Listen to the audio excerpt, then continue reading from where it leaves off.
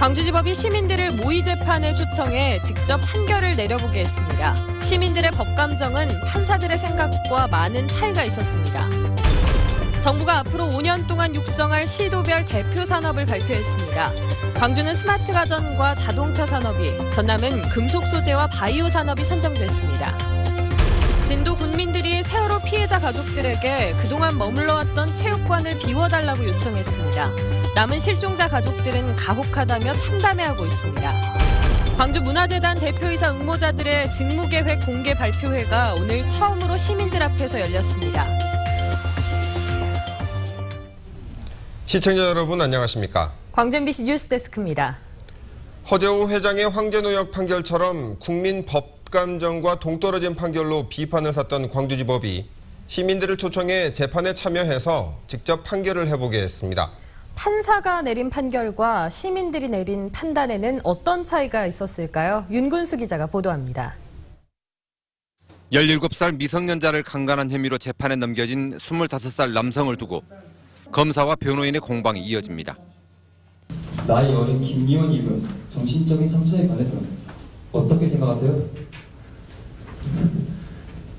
입이 10개라도 할 말이 없습니다. 피고인을 밀쳐내긴 했지만 피고인이 느끼기엔 거부하는 행동으로는 안 보였죠. 네, 처음에는 쑥스러워서 그런다고 생각했습니다. 자주 일어나는 성범죄를 가지고 광주지방법원이 마련한 모의 재판. 검사와 변호인의 공방을 지켜본 시민 배심원들은 각자 흩어져서 어떤 벌이 적당한지를 놓고 치열한 토론을 벌입니다.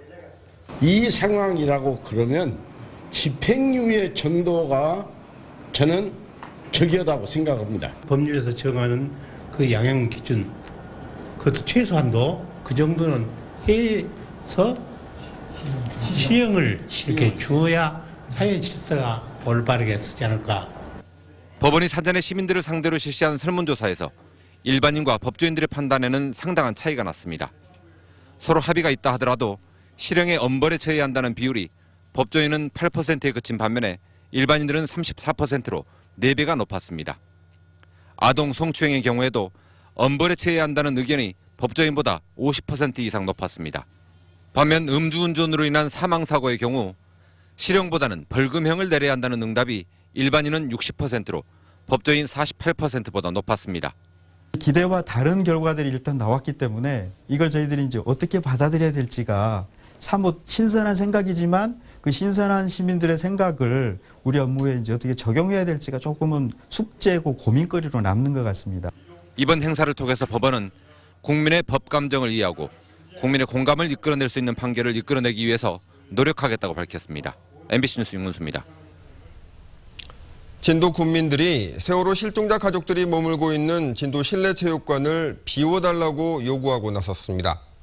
남은 실종자 가족들이 참담해하고 있습니다. 김진선 기자가 보도합니다. 4월 16일 진도 실내체육관. 구조된 학생들은 추위와 공포에 떨었고 자식을 찾지 못한 부모들은 분노했습니다.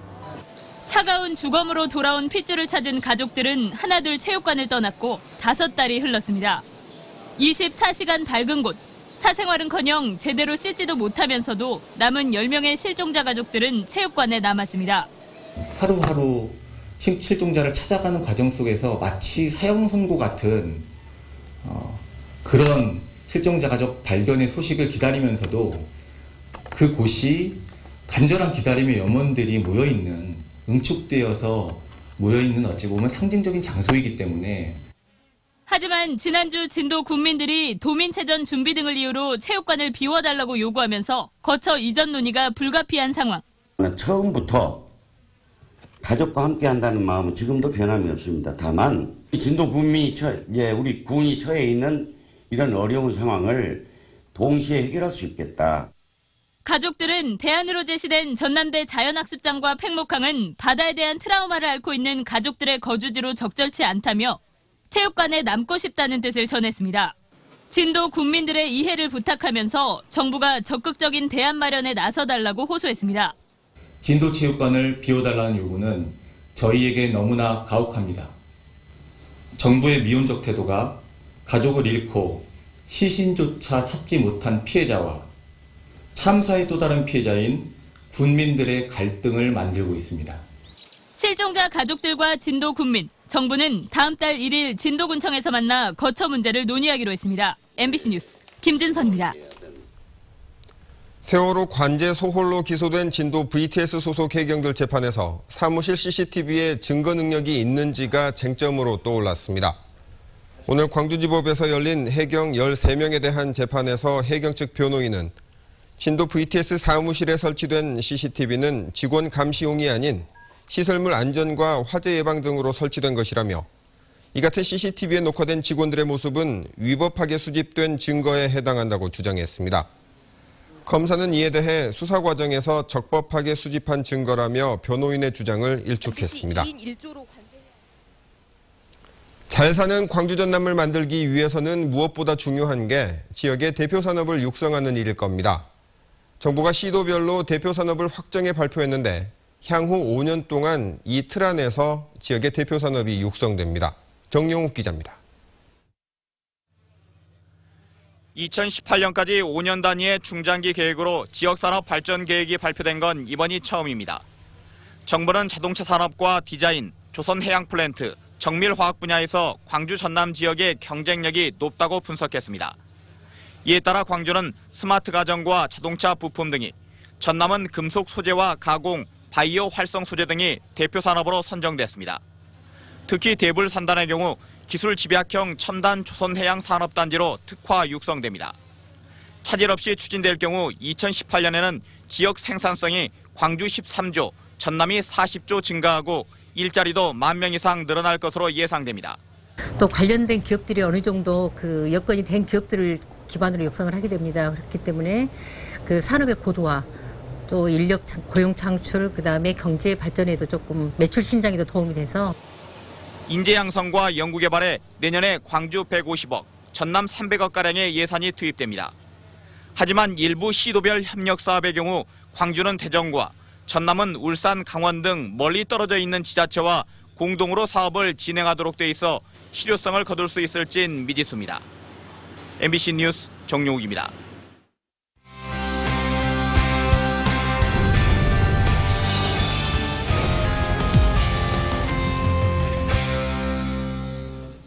광주 MBC가 창사 50주년을 맞아 선정한 광주 전남 희망인물. 오늘은 한국 최초의 고음악 바이올리니스트인 김진 씨를 만나봤습니다. 고음악의 불모지였던 한국에 바로크 음악의 아름다움을 처음으로 전파하기 시작한 광주 출신 연주자입니다. 김인정 기자입니다. 이탈리아부터 프랑스, 독일에 걸친 바로크 음악 역사가 오케스트라 선율 속에 재현됩니다. 1656년에 만들어진 바이올린 소리는 듣는 사람에게 말을 거는 듯 섬세합니다. 그 시대 악기와 연주법으로 고음악, 바로크 시대 음악의 원래 의미에 다가가는 여정.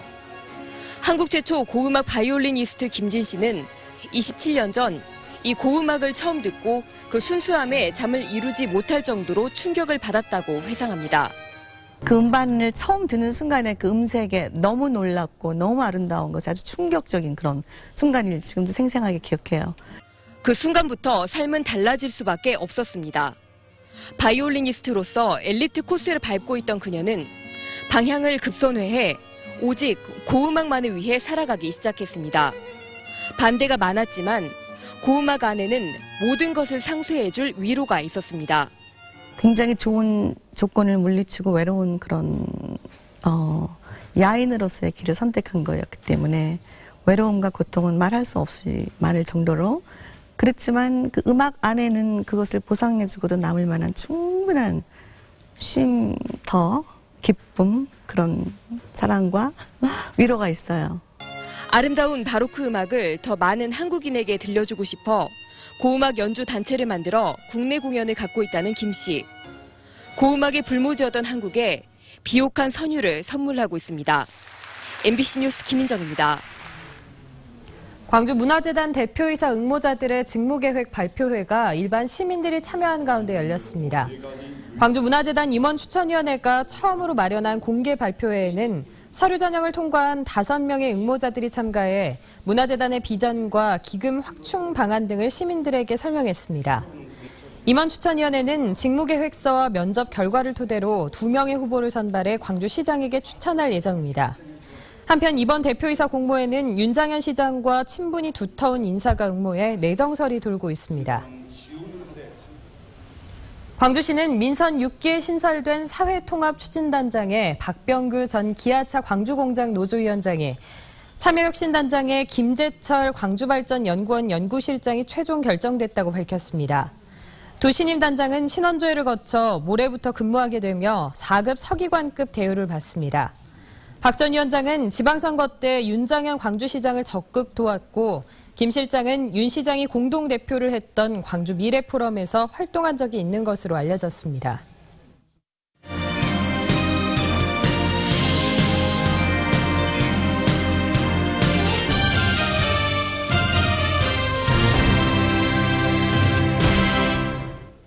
전남 지역 인구 5명 가운데 1명 이상은 65살 이상 고령 인구인 것으로 조사됐습니다. 호남 통계청이 발표한 2014년 광주 전남 고령자 통계 자료에 따르면 전남 지역의 65세 이상 고령자 인구는 16만여 명으로 전체 21.8%를 차지했습니다. 광주 지역의 65세 이상 고령자 비율은 10.5%로 전남 지역에 비해 상대적으로 낮았습니다. 앞으로 16년이 지난 2030년에는 고령자 인구 비율이 광주는 20.2%, 전남은 33.5%를 차지할 것으로 전망됐습니다. 요양병원에서 70대 치매 노인이 병원 층층 건물에서 추락해 숨졌습니다. 어젯밤 8시 40분쯤 나주시 모 요양병원에서 입원 환자 72살 최모 할머니가 7층에서 추락해 숨졌습니다. 치매를 앓고 있고 앞이 잘 보이지 않았던 최 씨는 요양보호사가 한눈을 판 사이 병실을 빠져나가 복도 베란다 창문을 통해 떨어져 숨진 것으로 전해졌습니다. 경찰은 목격자와 병원 측을 상대로 정확한 경위를 수사하고 있습니다. 오늘 오전 8시 30분쯤 광주시 남구의 한 아파트 쓰레기장에서 남자 아기가 검은 비닐봉지에 쌓여 숨져 있는 것을 환경미화원이 발견해 경찰에 신고했습니다. 아기는 탯줄이 달린 상태였으며 비닐봉지 안에서는 피가 묻은 여성의 옷이 여러 벌 함께 나왔습니다. 경찰은 쓰레기 수거가 지난 27일 오전 9시가 마지막이었다며 이틀치 CCTV를 분석해 누가 아기를 유기했는지 수사하고 있습니다. 금융권 최초로 중소기업을 돕기 위한 중소기업 금융박람회가 열리고 있습니다.